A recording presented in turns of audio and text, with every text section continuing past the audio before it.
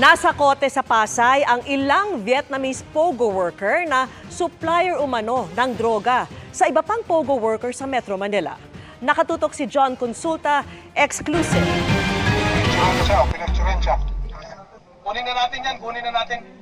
Yan yun sir, yan yun sir. Pagkakuha ng senyas, pinaligiran na ng mga ahente ng NBI Dangerous Drugs Division ang target na dayuhan. Arestado sa Baybas ang 22 anyos na Vietnamese, isang pogo worker. Na-recover mula sa kanya ang ilang ecstasy tablets na nakatago sa loob ng isang lalagyan ng multivitamin. Ang payment will be online, no? And then the drugs will be delivered through TNVS. We're able to seize ecstasy, no? Ang order natin yan is for 30,000.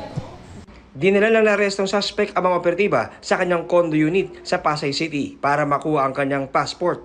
Sa loob ng unit, inabutan ng 4 pang Vietnamese. 3 sa kanila ay nagtatrabaho rin sa Pogo. Sa pintuan ng isang kwarto ay nakita ang isang ganapong may lamang kush o high-grade marijuana.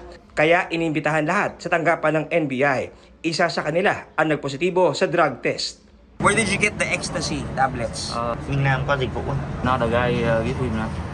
Paniwala ng NBI, ang nahuling Vietnamese ay supplier ng droga sa iba pang pogo workers sa Metro Manila na dinadaan sa Telegram messaging app ang mga transaksyon para maitago sa mga otoridad.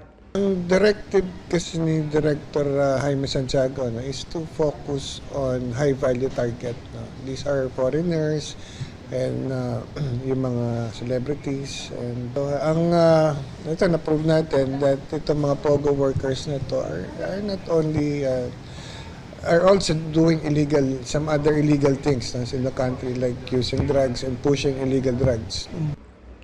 Na-inquest na ang mga naarestong Vietnamese sa paglabag ng Dangerous Drugs Act at nakakulong na sa NBI Detention Facility. Para sa GMA Integrated News, John Consulta, nakatutok 24 oras.